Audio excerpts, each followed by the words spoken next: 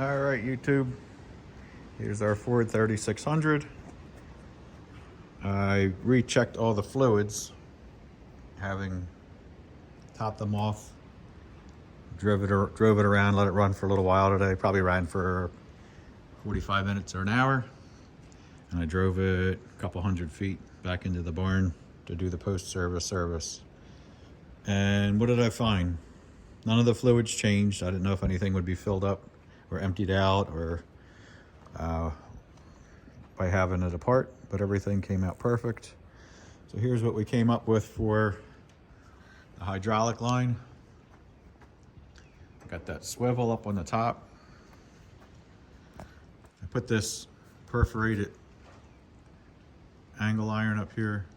I'll be able to hook other stuff to it if I want, a bucket or what have you. But here's my hydraulic lines holding in the center. This swivels. It's going to go left or right. It's touching in there. It's fine, nothing sharp. Come down here. Got it going through this strap here. And over here. So it looks good. It's going to stay off of that drive shaft and not get run over again. I greased everything up. Wheel bearings, I mean, they took probably 100 clicks on the pneumatic grease gun, so they hadn't been greased for a while.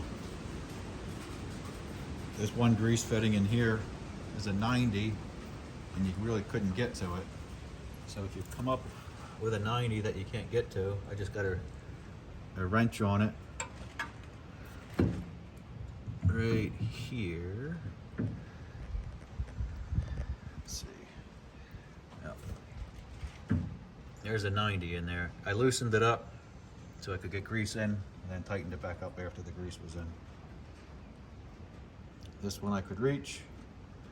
Or I replaced that one. There wasn't a grease fitting in there, so this U-joint hadn't been greased for a long time.